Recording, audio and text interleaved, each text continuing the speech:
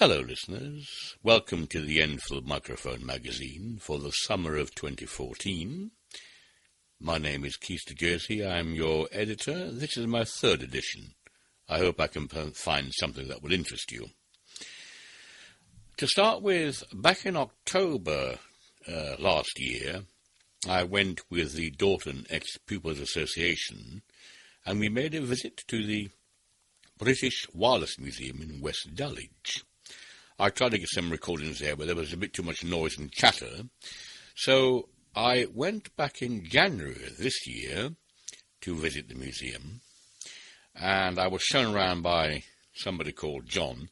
Now, first of all, I must say this museum doesn't open its doors to the public in the usual way. You have to make special arrangements to visit the museum, but I was able to do so. And there's all sorts there, radios, TVs, wind-up gramophones, a lot of things. I started by looking at some vintage televisions. We've got TVs here. We've got television receivers here.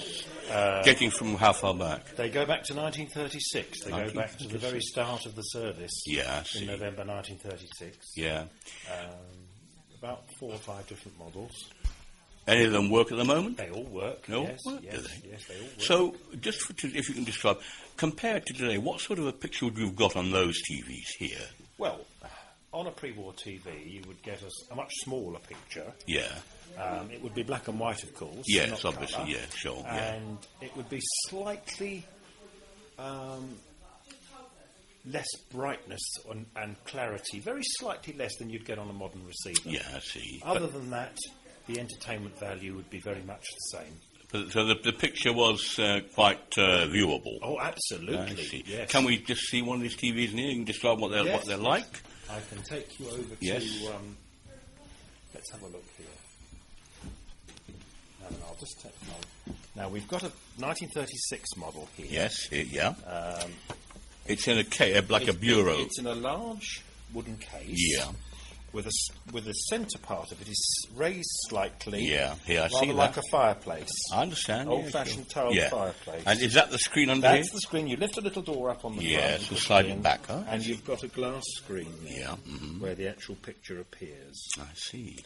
And would this still receive anything today? It would, yes. I see. It would. It has to be fed with special signals to do it. Obviously. Because all the transmissions change. Yes, there's no analogue now, is right, there? No, there isn't. No. Now, on the left, you've got a little lift-up lid. Yes. Just lifted up there. Yes, I see. And there are all you've the got controls. The controls underneath there to control the television. Yes, I see. Mm-hmm. And because the transmissions were only a couple of hours at the most before the war, you also had incorporated in a lot of these early TVs radio receivers as well.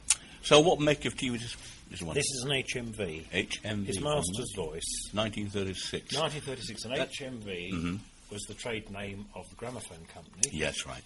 And it combined in 1930 with Columbia to form Electrical and Musical Industries, EMI, that we're all familiar with. The record company. Yes, I have. And a lot of other things as well. How many valves does this TV have had in it? Valves, you'd have around about 20 valves in the TV of this type. And of course, the screen's a whole tube. Yes, big on this particular tubes. model, because the tubes were so long, the early tubes they were around about 3 foot long. And if you mounted them in a cabinet so that you could view the front of it, you'd have a cabinet that was 3 foot deep, and it was pretty unwieldy. So what you did, you mounted the tube vertically, and you viewed it in a mirror that was mounted in the lid of the TV. I see. So you could lift it. It looked a bit like a radiogram, and you just lifted the lid up. Yeah. This one is slightly different because you view it through a tunnel, and there's a 45-degree mirror in the back of the cabinet, and you view it through the viewing tunnel. And the whole TV is built into the cabinet. The whole TV is built into the cabinet. Yeah. HMV. What's another TV next to it here? That's a much later one. Now I thought so. That one is 1958. It's a Michael, which was part of the Sobel group. Yeah. Sobel is known in some parts of London as the Sobel Sports Centre. Yes, I know. With the money, obviously, that he'd made from his company. That was provided for, I think, in the 1980s. That's a 17-inch model, much brighter picture. Yes, a great improvement. 22 years later. That's right, and it also receives, of course, via a turret tuner, which you change on a switch. Oh, it gave you ITV as well. Yes, that's right. Only BBC. The big channel changing tuner. Oh, there, the big knob. Oh, yeah. And that's the fine tuning. Yes, I see. And of course, as I said, was this one a colour one or black and white? No, black and white. This is black and white still. Everything was black and white until 1967. 67 when the colour came in. John explained to me how they make these TVs work. It's a bit like a set-top box that converts the modern signal to the older analogue signal, and it's connected to the TV aerial, so they can still make them work. As I said, the museum's in a private house. It's got an outbuilding as well, so we moved on to the outbuilding to look at some vintage radios. Now, what we've got in front of us here... Yes. We've got 1, 2, 3 shelves. Yes. And a line of radios around about 20 foot long. So there's 3 shelves, about 60 feet of radio receivers. So, starting from what year? What period? Now, let's have a look. I would say we're looking here late 1930s. Yeah. There are a couple of early 30s ones there. Yes. I see. That's about 1939, the one you're playing. So with. It's got push-button tuning. Oh, that's good, yes. You can a row of buttons left to right. Yeah, you can select the home service or what used to be the live There's 8 program. buttons, That's right. And the control on the left and the right, the on-off and volume. That's volume, and that's your tuning control. Yeah, tuning control. If you want to do it manually. Oh, so there were preset stations in the manual control. Yes, you set up the, say, 4 buttons for your presets, for your favourites programs, and you really didn't need the manual tuning. No, I suppose you didn't. So what make it this one? That's an HMV. HMV, again, that's all valves. Yes, this is mostly HMV on this particular wall. Are they all mains radios? They're all mains again, radios. Do any of them work? Oh, yes, quite a lot of them work. Can we hear one Yes, sometime? I'll put something on for you. To see what radio sounds. A couple of minutes, sure. And so here's something else with a grilled speaker again. Now that is rather clever, because although it feels like a grilled speaker, it is, but each one of these is a glass dial with the station names written on it. I see. It's shaped like a sort of... Yes, that's right. The glass is angled. The glass is angled. And there's gaps between the glass. That's right. You've got the speaker behind the glass with a normal cloth fret. And the dials are different colours, so for the different wave bands. It's just a variation on the theme, really. Yeah, I see that. Radio manufacturers. Again, this one HMV again. That's a Marconi. Oh, this is a Marconi. That's a Marconi. Yeah, that's right. That's a Marconi. This is a Marconi. Yeah. Yes. It's got the controls here for on-off volume. On-off volume. Yes. It's got tone. That's a tone control. Tone. That gives you preset tone control. Yeah. On-off volume. Right. Tuner. That's the manual tuning. The manual tuner. And again, on the end here, you've got a switch to select the wavelengths. Medium, long wave. And short wave as well. Yes. Again, from 1939? That's a bit later. That's about 1949. Again, they were very big Baker-like cases, weren't they? Huge Baker-like cases. They certainly were. Very heavy then. Yes. And I have one next to me again, a different design here. Yes, that's a different design. That's again post-war. Yeah. Rather conventional. Cloth speaker grille. Yes, I see that. The knobs are very similar to the previous one. Yes, I see. And the glass dial, just a simple, traditional glass dial I see, with your station names. Same sort of control. Very, very similar indeed, yes. Yeah, very, very similar. Yeah, similar controls. Yes. Again, what makes this one?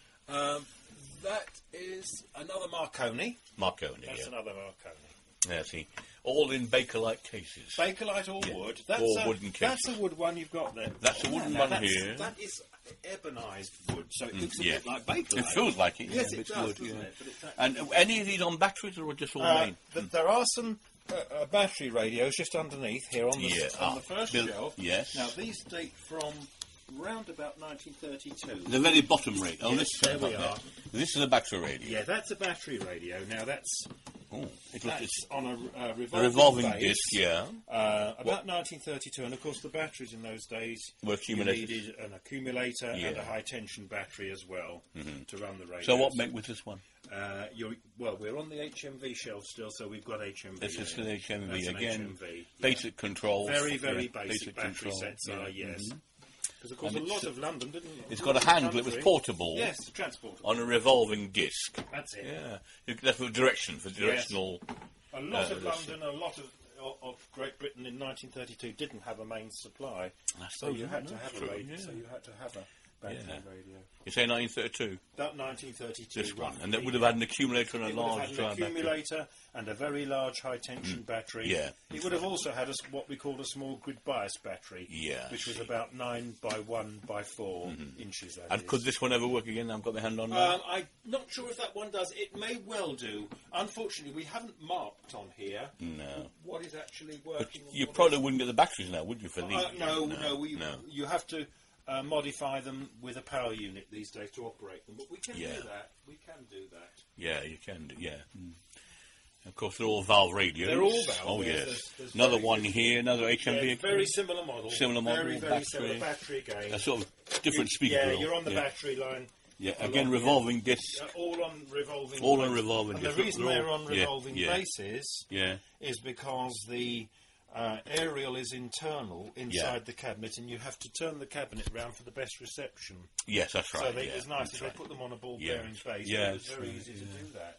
Of course, And there were all the... so all these are similar models. They're all very similar models, they are, they're all variations on the theme. Yeah, they can see that. Variation on the radio theme. Yeah. That's a slightly a different model here. Shorter. Yes, that's shorter with rounded... It's got sort of like a rounded top. Yes, I've seen that. I've never really been keen on rounded top radios, but... always look a little bit there's a sort of screen on here. That's the glass dial. Yes, that's the dial with all the station names on it. Yeah. And you have a pointer behind, and when you tune it in, the pointer moves along and lines up with the stations. Yeah, I see. That's how it works. Fine. And so we've got all these, again, still in the battery range. Yeah, that's battery, the last one you looked at. This is another mains one. Yes. This is a rather large... Oh, it is a big one. Rectangular, yes. Speaker on the right, I see. Speaker on the right, yes. Control on the left. Controls on the left, which is unusual. Yeah, it is unusual. Usually radios tended to have the loudspeaker on the left and the controls on the right. Or sometimes in the centre. Yeah. Or, in the centre, So what makes that one again, HMV? That's another HMV, yes. We'll move into another room where there's some different makes. What prices would these range from in those days? That would have been probably around about £20 in, say, 1936. Yeah, well, that would have been quite a bit of money then. It was a lot of money, and you could have got quite a decent radio for around about £10 or £12. I see. So, and are there any more expensive ones here than £20 in this group? Oh, yes, there would be in other parts of the museum, yes. Yeah, another part here. What about along here? Along here, they're about the same price range. Let's have a look what we've got here. Yeah. Actually, you probably picked that one there. Here's a twin speaker one here. That's a twin speaker one. Yes, that's 1948. Yeah, twin speakers again. Preset stations, preset a long row of buttons vertically. In the middle of the. In the middle between the two speakers. Between the two speakers, not particularly attractive. No, I suppose not. But very effective. A lovely sound from that. It must have been, because the acoustics were pretty good in that way. Again, about a 25 guinea radio there. Which again would have been a fair bit in those days. A fair bit of money, yes. Yeah, all these HMB ones, Yeah, they're all HMBs, Marston boys. Yeah. So a row of buttons vertically, right between the speakers. Yeah, I see that, vertically arranged. Yeah. Or for preset stations. Very easy to change, you just push the button. Yes, I can push it in and you switch, fiddle around tuning in. John explained to me how the preset tuning worked on those older radios. They had, as I said, there was a row of little buttons, and each button had a small tuning condenser allocated to it, and you adjusted the condenser with a screwdriver at the back. There was a row of, say, 8 buttons and 8 little condensers, or depending on how many buttons there were, so you could preset all your stations, and there was a manual run done with an ordinary tuner. But, of course, in those days, there were about 3 or 4 stations available. Once you'd preset it, that was it. You didn't need your manual runs. You could preset all your stations. We went through to look at some more radios made by Pye and Cossa. And in here, there's various shelves around the entire building. There's about 1, 2, 3 shelves, about 3 foot between each shelf. Yeah. And we've got, on the right, Pye radios. Yeah. They were made at Cambridge. Yeah. We've got McMichael. Leslie McMichael was the chap that formed the company. Yeah. At the end of the building. Well, the formed Pye radio, did he? W.G. Pye was Pye. Yeah. At the end, we've got McMichael. McMichael, yeah. And that company was formed by Leslie McMichael at Slough. Oh, yeah. Mm. On the left, we've got Ultra. Ultra. Now, Ultra Electric was founded by a guy called Teddy Rosen. Mm-hmm. Very, very flamboyant. Yep. And he was very well respected in the trade and made some really smart 1930s radios. Marvellous. Very smart. Mm. So what have we got here, this cabinet We've got a here? small... now, you've picked a Cossa. This is a Cossa. That's a Cossa radio. Cossa. They were made at Highbury Grove. Again, 4 radio. 4, yes. About 3 foot high. Yes, it's about 3 foot high. It's about 18 inches wide and about a foot deep. It's a little wooden console with the dial at the front, slightly inclined. Yes, I see that, yeah. There we are. And this is a switch for That's the switching for the wavelength. For the wave bands, yes. Yeah. Quite, and then, as I said, the controls are sort of... The controls, yes, it's all... there's a switch on the side, yes. There's a side control to on-off switch. On-off and the on-off switch. Yeah, on the right here. That's the Cossa. Oh, yeah, this is a Cossa. That's right. I see, yeah, fine. That's another console radio there to the left. That's another Ultra. Ultra. Another floor radio it's again. A floor radio, and the dial and the push buttons are set in the centre, slightly lower than the sides of the cabinet, so the cabinet's got shoulders on it. Yes. Shoulder radios, I personally... They always look a little bit clumsy. They're not very... There isn't much finesse Didn't have a lid to cover the control. No, it didn't have a lot of finesse. But that was the style of the times. Yeah, and that's the speaker down there. That's the speaker down quite there. a large speaker again. Yes, nice a cloth grill. Radio. Yes. A large round speaker. Yes. Next, John got one of the radios to work. This particular version was made by McMichael Radio at Slough. Yeah. It's known as a wartime civilian receiver. Wartime civilian. Now, the reason there was that was during the war, all the radio manufacturers were doing war work and they were producing nothing for the home market. And by 1944, they didn't know exactly when the war was going to end. Right. Large numbers of radios were completely unusable. Yeah. So the government turned around and said, we've got to make a very simple radio for the listening public. Yeah, quite. And they called this the industry set because it was exactly the same design regardless of who made it. Mm-hmm, yeah. It was exactly the same. There were no differences at all. I see. And it was produced in quite large numbers. It's only medium wave. Yeah. And we should get something. See if we can get something. It's on now. What makes this? Oh, this is who made this one again? This is a McMichael. McMichael. Yes. Mm. So I was cold. Yes. Okay. Right. Not because I was late. That's the volume. That's the volume. Now, what station have we got here? Probably Radio 5 Alive or one of the BBC local stations. You've got a boat outside. Yeah, I know. Okay. Only that street. Now that's a tuner. Yeah. I'm turning it now to see. Right. You should be able to pick something else. There should be something else. Turn this into something which he can show on screen in a way which I think an intelligent audience would understand. Of course, it's not an easy watch. It's not meant to be, but it's a very, very rewarding watch. And that could be Radio 4. I'm thrilled that we're going to see it. I think it it's probably a local radio because there's not a lot on medium wave now being being broadcast by the BBC. The Radio 4 long wave, yeah, of course. Yeah, it's all long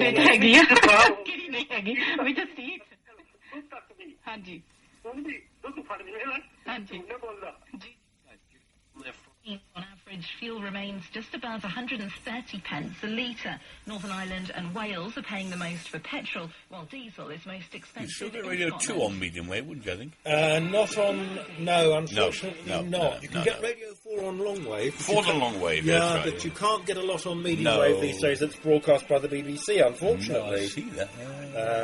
But in these days, in 1944, when this was made, the dial is a metal dial with the very few station names painted on it. All it has on it is Home and Forces programme. So there's a music station here. Yes. Well, I'll leave it there for now, because I was there for about 2 hours, so there's a lot more items on there yet. I'll put some more on the next edition. Next, about 4 years ago, my friend and colleague Malcolm Matthews went on a course with Adventure in Learning. They visited a place called Fort Nelson. I believe it's somewhere near Portsmouth. So let's have a listen. Welcome to Fort Nelson. And the Royal Armoury's Museum. A little bit about the fort before we go down the tunnel. Way back in the 1850s, it was believed that the French were preparing to invade England. And the understanding from our, intelligence people was that they wouldn't... Excuse me, did you say the 1850s? Yes. I was thinking you were going to say 1790 or something because of the You're thinking French of Bonaparte. Revolution. No. Yeah. Not then? No, because the then emperor was Louis Napoleon III, who was Bonaparte's nephew. Yeah. Okay, a lot of people do that one. And it was believed that when the French invaded, they wouldn't arrive from the sea directly into Portsmouth, because Portsmouth's very well defended. They would arrive somewhere along the coast, travel inland, and then attack Portsmouth from the north.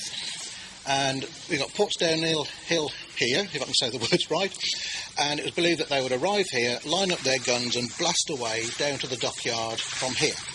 And so 5 forts were built across Portsdown Hill. And it started way over in the west. You've got Wallington, Nelson, Southwark, Woodley and Purbrook. 4 of the forts are named after the local villages, which is easy. We're not, because just to the north is the village of Southwark. Well, Fort Southwark's already been named, and just down the hill was Portchester, and Portchester's got its own Roman castle. So Portchester Castle, so we couldn't use those names. And just along the hill a little bit, there's a stone column that was built in 1807 to commemorate Nelson. And because of that, we're named after not Nelson's column, but Nelson's monument. Okay, so we're different to the rest. The fort took nearly 10 years to build and was finished in 1870, and we were ready. The trouble is, it didn't go to plan, because in 1870 the Germans, who were then known as the Prussians, decided to invade France. And you may have heard of the Franco-Prussian War, and where in 1870 at the Battle of Sedan in Belgian-French border, Napoleon's army, the term beaten is a gross understatement. Battered completely, I understand. And it's actually the Prussians who said to Napoleon III, "We don't like you, you're not going back to France because you're rubbish, get out." And he was exiled from his own country. Guess who took him in? We did. He was invited to spend the rest of his days here in Britain by Queen Victoria, and he initially lived in Chislehurst in Kent, but then with his wife and family, they're now buried in Farnborough, not very far from here. His son actually joined the British Army and was killed fighting in the Zulu War, so yeah, they certainly didn't answer to the name of Lucky. So the fort was finished, 1870 came along, we had no more use for it, or the government couldn't and you may have heard something we're saying, all these forts, not just here in Portsmouth, but along the whole of the south coast into South Wales, there were a total of 76 forts. The threat gone away, spent a lot of money, and they became known as Palmerston's Follies. You may have heard of that one, quite a famous phrase. It was the Prime Minister who set all this up was Lord Palmerston. He visited the site, never saw it finished because he died in 1865. But rather than have a load of empty forts, the government created a new regiment. It was Queen Victoria's Regiment of Artillery Volunteers, and the men would come here for 2 weeks at a time to do their basic training. And that was from early 70s, and they not disbanded, but they changed in 1903 when they became known as the Territorial Army. So, okay, it wasn't just here, but I'm going to say, because I'm biased, the Territorial started here. And I don't care what anybody else says. So that's why the fort is here. Come the First World War, we became a transit camp for troops waiting to be sent overseas. And in the Second World War, Fort Nelson became the storage and distribution base for anti-aircraft ammunition. 3.7-inch anti-aircraft and the 40mm Bofors guns. The 3.7s were stored in brick sheds up on the parade ground, and the Bofors ammunition was stored down here in the tunnel. Now, the railway track, which is here, was actually captured from the Germans towards the end of the First World War, went into storage and then came here in 1938, and it was hand at trolleys, not a train, so we could move the ammunition about. There's a conveyor belt on the left going down the tunnel, and again that was assembled in 1938 when everyone was getting ready. Which makes me wonder, the war didn't start till September 39, so did they know something they weren't telling us? Would they do such a thing today? I wonder. Okay, now, just before we go down the tunnel, you may have heard of the infamous supergun, Saddam Hussein's supergun, which was captured, well not captured, it was basically confiscated by customs before it left Britain. We've got two sections of it up in the artillery hall. If completed, the gun would have been 156 metres long, which by total coincidence is the same length of this tunnel from top to bottom. So as we go down there, you think, oh, blimey, that was big. And it is. So the group went down the tunnels and they went to the gun emplacement to look at some old guns, dating back as far as the 15th century, as you'll hear. Just stopping by this gun, just to show you, it's the second biggest gun we've got on site. This is called a bottle gun, because it was vertical. It looks, some people reckon it looks a bit like a bottle. And it's incredibly thick at one end, and that is just to take the charge of gunpowder. They were land-based for firing out to sea to take out any ships that were trying to get past. This gun weighs 38 tonnes. The powder charge was £185. Now, when we fire the gun at 1 o'clock, we put in just half a pound of gunpowder, and that'll be loud enough for you, believe me. Imagine the blast off this thing. It's not the biggest gun. The biggest gun is right out at the front entrance, called Mallet's mortar. And if you thought that mortar down there was big, it ain't, because the mortar at the front weighs 40 tonnes. They only built two. They test-fired one, and it blew itself to bits, so the one we've got was never been fired. So it's only at 1.5 mile range as well, so huge, great gun for not a lot. But this is a gun from the Crimean War from 1854-1856. But what's remarkable about this gun, there's dents and bashes all along both sides of it, whereas Malcolm's experiencing right now, it's had 7 or 8 direct hits right at the point of the muzzle, including one ball that's actually gone in the barrel and has hit inside the barrel of this gun. Now, can you imagine being the poor little gunner stood at the other end of this gun trying to take aim himself? But the best thing is, this is a Russian gun, and that meant we did this. So we might have made a bit of a mess with the charge of the Light Brigade, but we knew how to shoot the guns. But that's a lovely gun, this. It's one of my favourites. Okay, mate? Is it black metal or something? No, it's bronze, and in the air it's got a green colour, there's a green patina, which should be like a deep brown colour. The problem is, a few miles away we've got Fawley Oil Refinery, and a lot of this green is caused by pollution from the refinery, unfortunately. The gun that we're here at right now is the second oldest gun in the collection. The oldest gun is 1450, and the curator has said it's down in the main building, and it's such a rare gun, he doesn't want people touching that particular gun, but this one we're okay with. This gun is only 543 years old.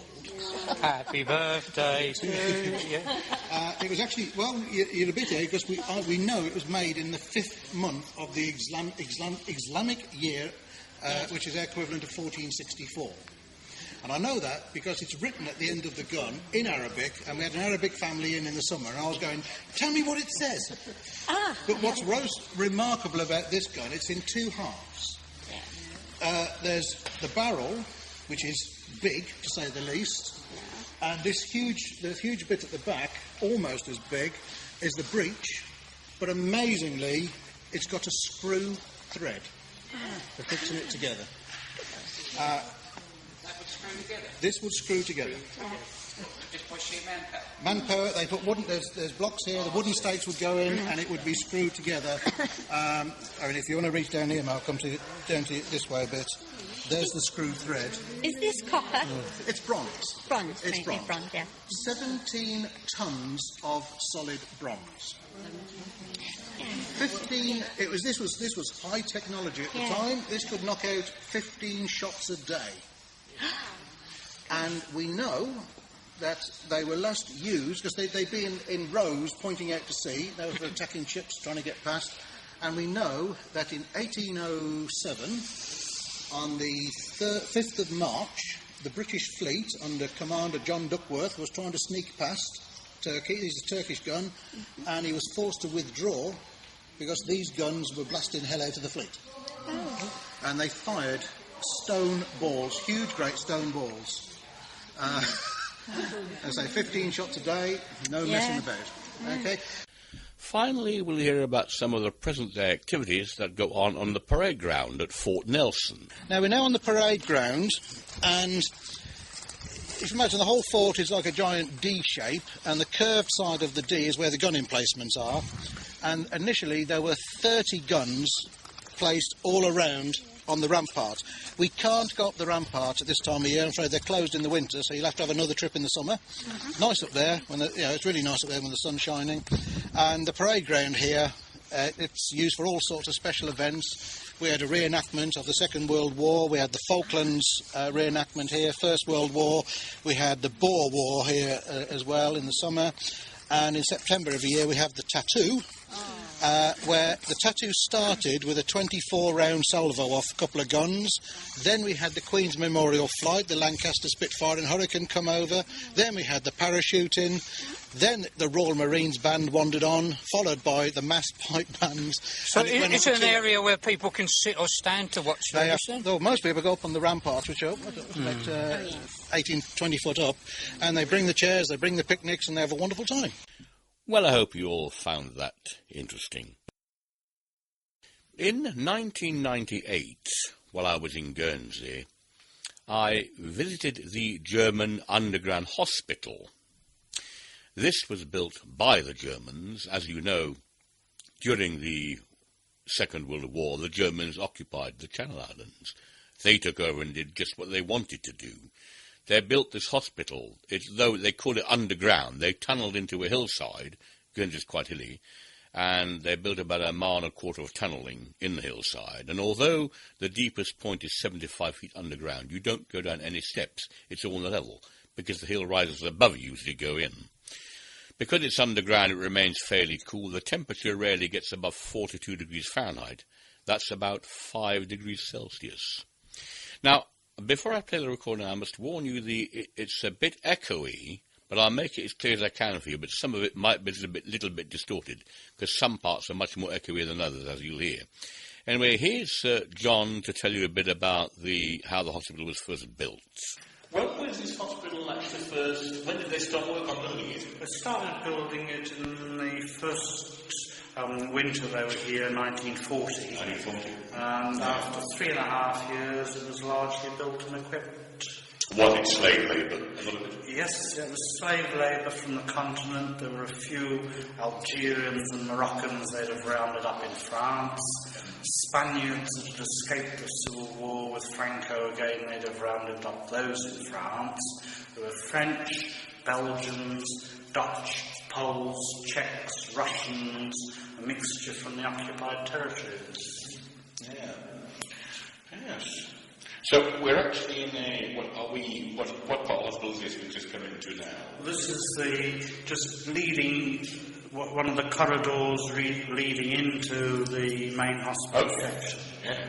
We can describe to me as we go along what we'll come into. Just here by these doors, the German original doors to go into the hospital, there are air control inlets. Yeah. Just the door. This bit where it is actually underground, or is it the bit where it is underground? Yes. You don't go down the steps to get into it? No, it's all on the level. Yeah. Where there's general slope for drainage. It was designed for like wheelchairs and the like, and on So they built it, as you walk into it, you come off the road, no steps, you come in at road level. That's correct. But it must be dug into the hill, Yes, yeah, they tunnelled into the side of the hill, and most of the stone that came from here was put in a valley across the road. I see. It was in this part of the island that they chose to build it, in so much as any liberating force would have had to land on the north coast or part of the west coast of the island, because the east coast is heavily built up and part of the east coast is high cliffs. The south coast is all cliffs, and they were heavily mined. That this underground hospital being built in the south part of the island, it would have been further back from the fighting for any landing. Another door, a short distance, with again these similar air control vents.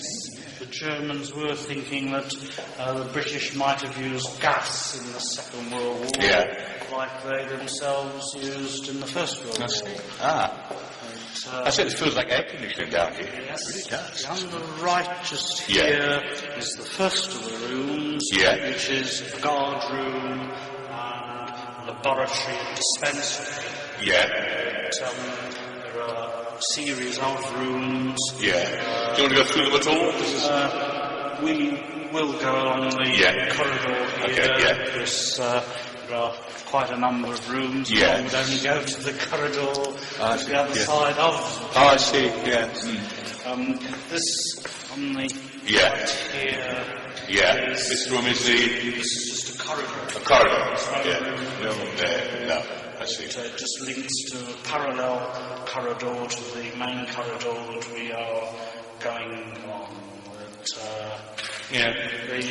The channels in the floor were actually cut by the Germans after they'd built the tunnel for drainage. They hadn't expected to encounter so much wet as what they did. This is a room here with beds. Original beds. These are single beds. They are actually French beds. So this was one of the wards? This is one of the wards, yes. It's fenced off, I see. It's barred off, For vandalism, really, on the beds. Vandalism. And these beds are of quite a good design, that you can raise the head or raise the foot of the bed.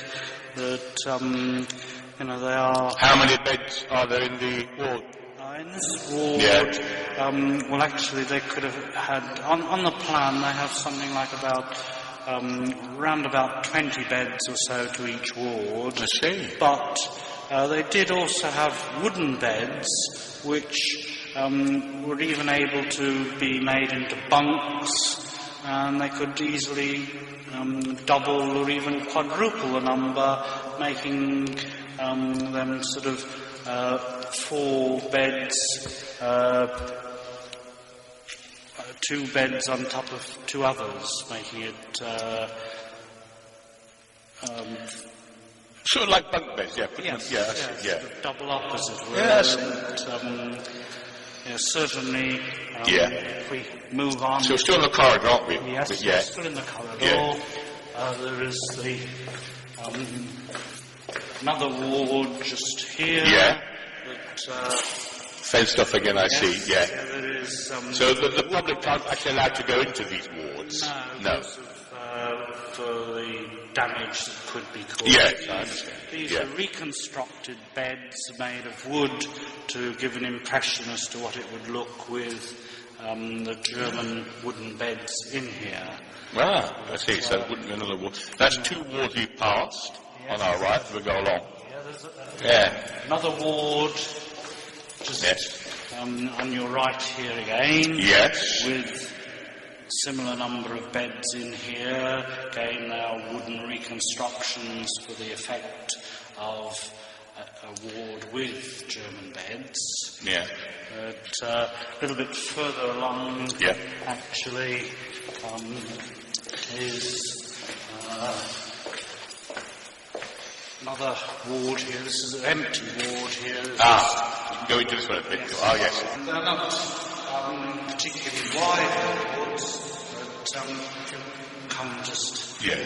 Yeah. That's the ward there. Yes, I see. Yes.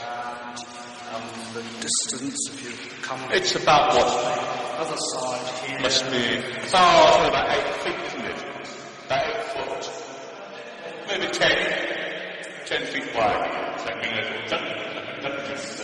Each ward only had 3 radiators that just take you as far as... Of course. One radiator. Yeah.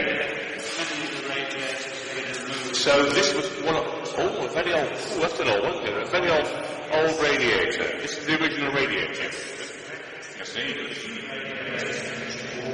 Yeah. And there is the pipework just above. Yeah. But most of the metalwork in here was removed after the war by the liberating force. Not by the liberating force. It was actually removed at a later date for scrap metal. It was the States of Guernsey, I believe, that sold it all to a scrap metal merchant, and a man by the name of George Dawson, and he became a millionaire, and he cut up all these heavy metal German guns, and he at some later date lost his fortune. And then we come into the main operating theatre, just here. In the centre of the room here, they would have had all the lighting. There is still pipework here, quite large pipework. But this room actually leads on to a small room here, which is actually the where they would develop the X-ray plates. It's called trophy of a sort. Yeah, trophy. I see. Yeah, it's a trough. Oh, yeah. Even at the back here, there was little rack of sorts, a bar actually for hanging up things, but this is where they would develop the X-ray plates. Any original operating tables left in the theatre? No.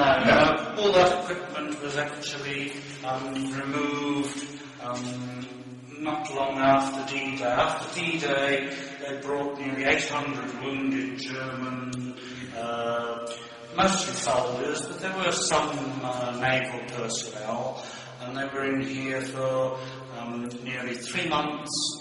In that time, they found the wounds wouldn't heal with the absence of sunlight, fresh air, and condensation. They abandoned it as a hospital, and then they would have removed most of the equipment for use in hospitals above ground. But the larger section, there was a centre corridor running through the series of rooms that they had. They blocked that up, making them into long rooms, and stored ammunition there for the rest of the war, but even then had to cover them over with tarpaulins to keep it dry. So when you say it ceased to become a hospital, after D-Day, it ceased to become a hospital, 1945? 1944. Oh, 44. June the 6th. Oh, right, of course, yes, 1944, sorry. It ceased to become a hospital, yes. Yes, these wounded they brought from Cherbourg. Yes. The 800. We know the number, and also they were here for nearly 3 months because a former nurse came back several years ago. She was in her 80s and wanted one last look at the place. And a former patient also came up with the same figures and the same length of time they were here, and quite unconnected with each other. They both came up with the same figures and lengths of time. This was a ward. At the moment it's empty. Yes. So there are several more rooms yet. Was the floor ever covered? No. The wards were sort of covered in a sort of bitumen tar. Yeah. Whereas these corridors here, they're all just concrete. This particular sort of almost like a room here is really a sort of a corridor linking the corridor to the other side. At the end of this corridor here, there are the two stoves, the only two stoves that they would have used for heating. Yes, I see. These again would have been coal-fired? Yes, these were coal-fired, all wood. Yes, the coal would put into that gap, the big gap I see there. Below that. Below that?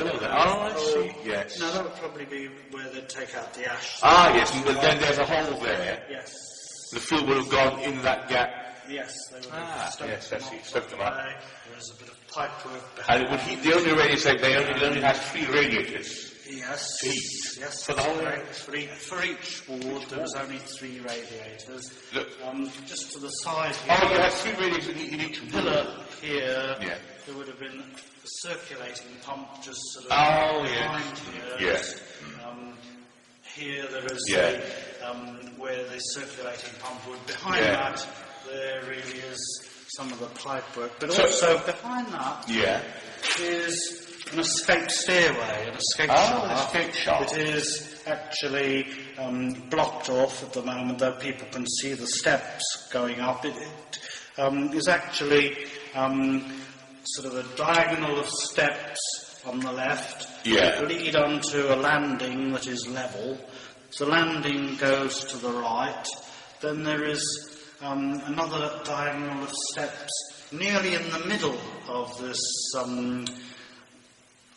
shaft, almost precariously suspended, really. There doesn't seem to be much holding it at each end, which leads to another landing at the close side at that particular end of that particular diagonal of steps, and then it would go to your left from here again, leading to more steps going up diagonally, leading onto the landing with that same central stairway leading onto diagonal steps leading onto another landing like that, all the way up to sort of about 65 foot depth. Yes, the corridor which leads to now into the parallel corridor to the come along. We're turning left to actually go to the deepest point. Right. But before we get there, just where you're standing down now, used to be a well. We have filled it in, but they used to pump the water from the well into a reservoir at the top of this escape shaft, or near the top. Oh, yes, what you described earlier. So this was an independent unit having its own electricity generating plant, well water supply which they would store in the reservoir. It had its air conditioning plant as well. But it was a pretty independent unit. How deep did the well go? The well wasn't very deep. No. But it was their only sort of water supply. There was no main water from that. Right. Here we're coming to the deepest point. There's a doorway here. Yeah, there's a doorway now. This is the 75-foot escape shaft. Yeah. That there is here covered by corrugated iron at the moment. Just in front of you. There's actually a sort of ladder behind there that is rungs from a ladder. They are like sort of 3 sides of a rectangle with the points of the steps really going into the concrete. And this goes up to probably about 60 foot, and then there is an overhang in concrete that one would have to cross over to, and go further along to another rung ladder the same before you come out in the fields above, which was to prevent any bombs dropping directly down the escape shaft. While we were standing at the deepest point by the escape hatch, I noticed a lot of water coming down the walls. Don explained why this was. No, that water is because Guernsey is very rich in springs and wells. And when they had to build this underground hospital, they tunnelled under wells and streams. And this water sort of, well, it's not running as fast as it does at times, but wells are at their lowest in November. And the highest, I think it's in March or April, but it is reducing, and it won't be flowing as much perhaps by November, but it seems to permanently flow. Well, that concludes my little tour of the German underground hospital in Guernsey. If ever you visit Guernsey, it's worth going to see it. It's quite a weird feeling being down there. And I spoke to his name was Philip, by the way. Sorry, I called him John. I wasn't thinking straight. His name was Philip. It must have been, I was thinking about the first item I did. But Philip explained to me, although we were 75 feet underground, we were about 200 feet above sea level. Now, why that is, of course, because Guernsey is quite hilly. The highest point of Guernsey is about 360 feet above the sea. And the hillside where they dug into starts at about 200 feet above the sea level. So although you're 75 feet underground, you're 200 feet above the sea. Also, at the end, I spoke to Philip and his mother. They own the land above the hospital, which is farmland. They told me that it's alleged that at the end of the completion of the building, or near the completion, there was a rock fall, and the rock fall is still there today. It was never disturbed, and it's alleged there are 6 bodies underneath that rock fall. They were the slaves, some of the slaves used to build the hospital. Anyway, and once again, I'm sorry about the quality of the recording. I hope it didn't spoil your enjoyment of the recording too much, okay? So I hope you enjoyed that. We'll move on to the next item. Audrey Jenkins sent me a tape with some archive recordings, so I'm going to play one of Robin Bester's archive recordings. It was recorded about 20 years ago, but I think it's quite relevant still today. It's about security in the home. So over to Robin. 9.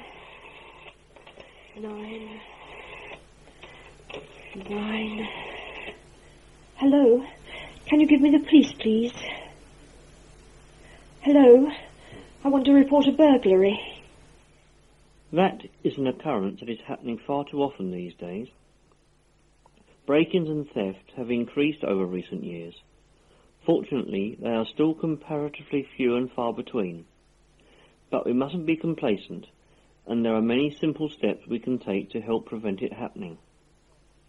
I took advantage of the recent open day at my local police station to talk to Don Fitzgerald, the crime prevention officer, on several aspects of security, especially with blind or partially sighted people and housebound people in mind. The open day was popular with our local school children who were milling around the exhibits during my conversation. I started by asking if there were any locks or security devices that were specifically designed for blind people who would have difficulty in identifying unexpected callers. I'm afraid the short answer to that is no. I think it's one of the gaps in the security industry, really, that should be looked at. I don't think there's near enough being done for the mentally handicapped or the physically handicapped who live in the community.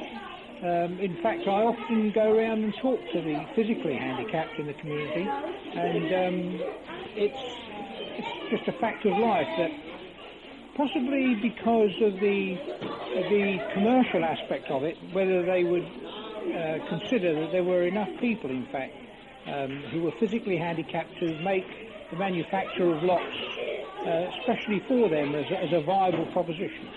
And it's the only reason I can think that they don't do it. Should the need for help arise, Mr. Fitzgerald suggested a personal alarm, which is small enough to fit into a pocket or a handbag. There is one device here which might be of some interest. This is a small personal alarm, which people could take with them, we'd say, if they went to the front door, and there is no reason why handicapped people could not, for example, have a chain on the door. Now, if they should be able to, in many cases, the same as the elderly, if it is possible for them to use a door chain, and they can carry one of these, and it is possible for them to take that with them to the door. And if there was ever a situation where they would need to call for assistance, I'll just demonstrate this for you. Such a device would give some audible indication of the fact that they needed assistance. Possibly, if they cannot use such a device, the whole sort of concept of neighbourhood watch, that is, people looking out for each other, and if prior arrangements can be made with next door neighbours, so that should somebody come to the door to a person who is partially blind and not sure or in a position to be able to confirm identity, so that they could ring a telephone number of a next door neighbour, and the next door neighbour could come in and could confirm the identity and the bona fides of the person who is outside. Is that very expensive, that alarm? No, these can be in fact purchased either individually or if one was talking about handicapped people's clubs, most of the retailers of these will make concessionary rates to either handicapped or old-age pension groups. And what sort of price would that cost? You would be looking at something for that between £3 and £4, I would think. That's all very well for people who are mobile, but what about people who cannot answer the door themselves? There are times when bedridden people have to be left temporarily by themselves. One of the people I was thinking of, say someone who's maybe bedridden, who may be on their own, not necessarily all the time, but must be part of the time. Yes. And there's a knock at the door. Yes. You don't know who it is, you're not expecting someone. Yes. How can you check who it is? One of the best ways to do that, I'm afraid, is going to cost money, and that is forms of electronic access where you can speak to the person who is at the front door by means of a microphone from your bed, and then if you want them to come in, you can actually release the lock on the front door from the bed. I do not know what the position is with grants to the handicap, but certainly that is a method, but you're looking at, in terms of cost, of something £150, £200. Mr. Fitzgerald then went on to talk about the actual items that give you the improved security. After all, it all boils down to fitting good quality locks and bolts that are suitable for the type of door or window fitted to your house. For obvious reasons, we cannot recommend any brand names, and police do not recommend any product as such by name. But in principle, we very much tend to push the whole concept of British standards. For example, British Standard 3621 for locks, British Standard 4737 for alarms, you see. Now, when you start talking about locks to British Standard, or a very good medium-range security locks, you really are talking in the main of two types of locks for houses. You're talking about the mortise lock to British Standard, and very many of the famous, more popular manufacturers, they all make them. However, when you're talking about a mortise lock, you're talking also about a very good quality solid wood door which will take a mortise lock. For example, if you were to fit a mortise lock with, say, to a flimsy fire door, then the structure of that door is such that all they're going to do is to take a very bad door off a very good lock. The whole concept of door security really must be consistent, both door and lock, so that you have a solid door and a good lock. If you are one of those unfortunate people really who is stuck, for want of a better word, with a door which is not as good as perhaps it should be, but nevertheless you are looking to fit some form of deadlock security, then you will be looking to some form of cylinder, not some form of cylinder, but some form of rim lock. Now, what a rim lock is a lock which fits on the face of the door. You are able to deadlock both of these locks, but by virtue of the way in which they're fitted, you are not actually eating into the structure of the door. So really those are the main things to consider when you're looking at lock security. Needless to say, on security of buildings, and by buildings we're talking about domestic residences, it is equally important that you fit security to the same standard on the back door. After all, you'll find that 62%, so we are told, of entries to domestic premises occur through the back door, 34% occur through the front, and the remainder to the side. In terms of the general concept of physical security, protective security, which is in fact what bolts and locks and bars and all that sort of paraphernalia is, and then you have detective security, which is what alarms and other forms of electronic protection to houses are. Where you have a property where physical security is good for what you have in mind, you are usually looking to a house such as your average terraced house, with house to the right, house to the left, back gardens overlooked. When you look out of the front of your house across the road, there is another house there. You really can say more people living per square foot. There are more people around who are likely to hear the sound of breaking glass. There are more people around who are likely to recognise strangers in the area, so that when one's neighbour says, "Can I help you?" in actual fact what they probably mean is, "I don't know you, what are you doing around here?" In such an environment, which is potentially hostile to a would-be burglar, if you fit locks to windows, you fit locks to doors, it is a good thing because it tends to keep them on the outside of the building and within vision of other people. If you are then talking about detached accommodation, you cannot apply that criteria at all, because if you're talking about detached houses which back onto woodland, back onto golf courses, back onto other open spaces, what you are then saying is the chances are that protective security, are locks on windows and bars, to police experience is going to be totally inadequate, especially if there's large, well-shrubbed gardens, which bring the effect of seasons into play. That is, when there are leaves on the trees, when your shrubs are in full growth, as opposed to the winter time when things tend to be a bit bare.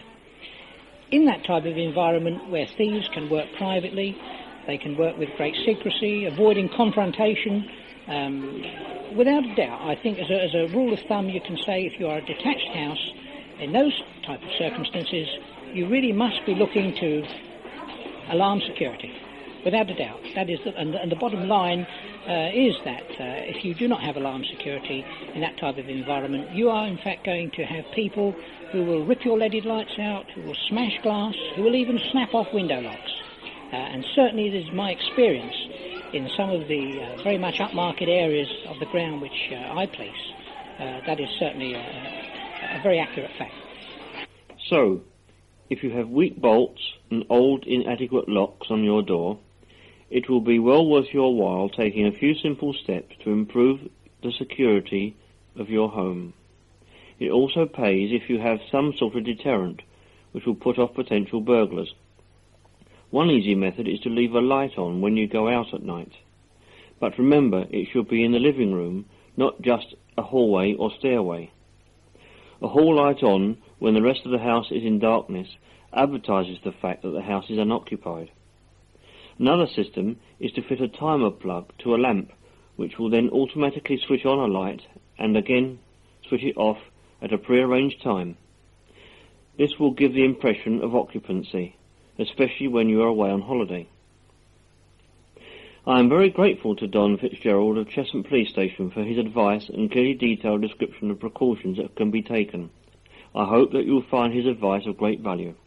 And of course, one useful security measure that has been introduced since Robin recorded that piece is the ability to agree passwords with utility companies so that you can be sure the person at your door is from their company. Yes, it's a very good idea to have a password. My wife and I use that system. We have a password with the gas board and electricity board, so if they do come in, you ask for the password, and if they don't have it, you don't let them in. And don't get a neighbour to identify them if they don't have the password. Insist on having the password, and then you know you're safe. Finally, we hear from John Jenkins about John and Audrey's visit to Zambia. Audrey and I have been on our travels again. This time we were off to South Africa and the Cape to play bowls. After the tour we had the opportunity to visit Zambia, once known as Northern Rhodesia, to visit the Victoria Falls, which stretch across the mighty Zambezi River to Zimbabwe on the other side. The whole region around Livingstone was typically African and seemed underdeveloped to Western eyes, but not so the hotels. Our hotel was called the Zambezi Sun, and although built for the tourist market, it still retained a truly African atmosphere, with a very colourful decor and brightly coloured geometric patterns on the bedroom walls.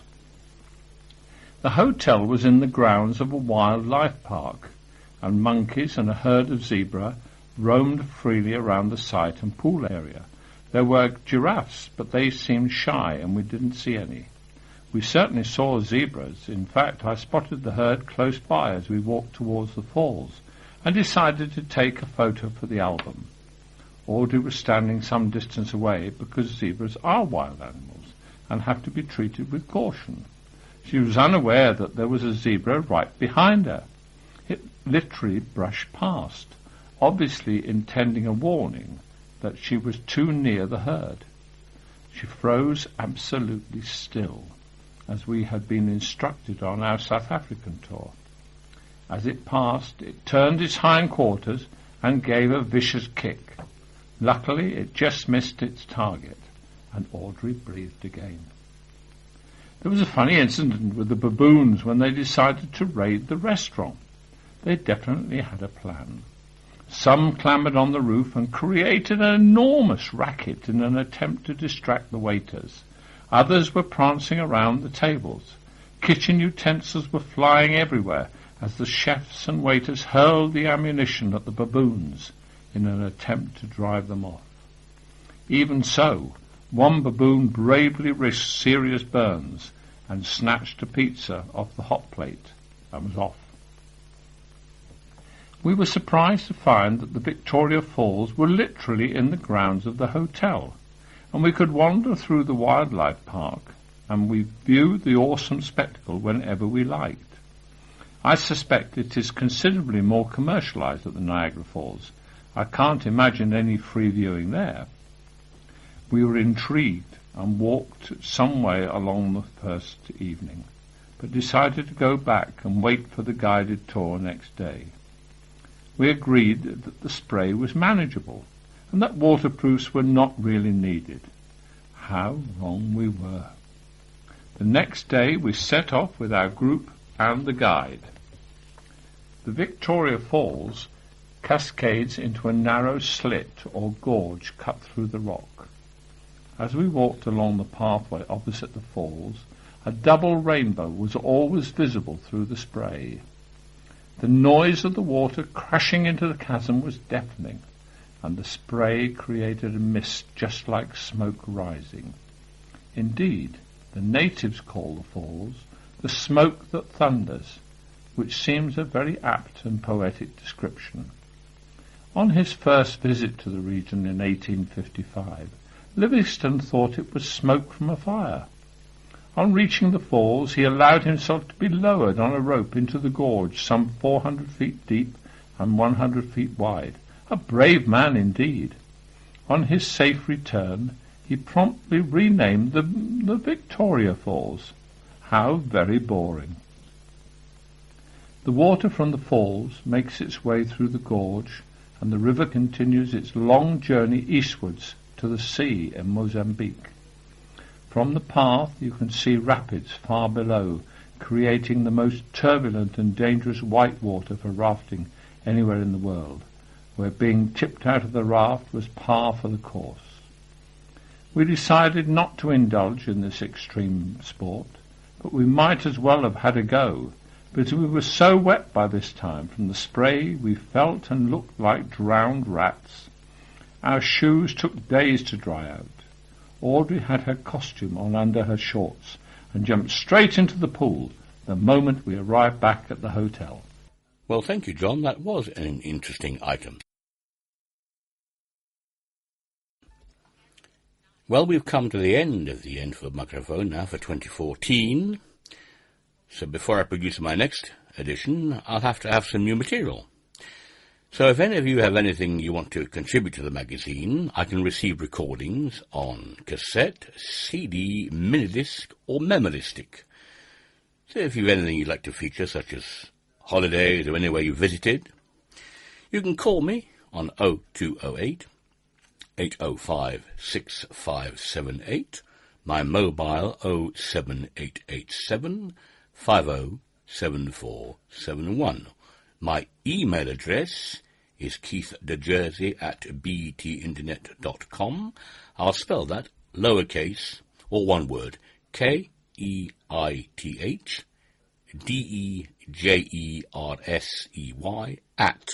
@betinternet.com. I look forward to hearing from you. So it's Keith De Jersey saying bye-bye for now, and thank you very much for listening.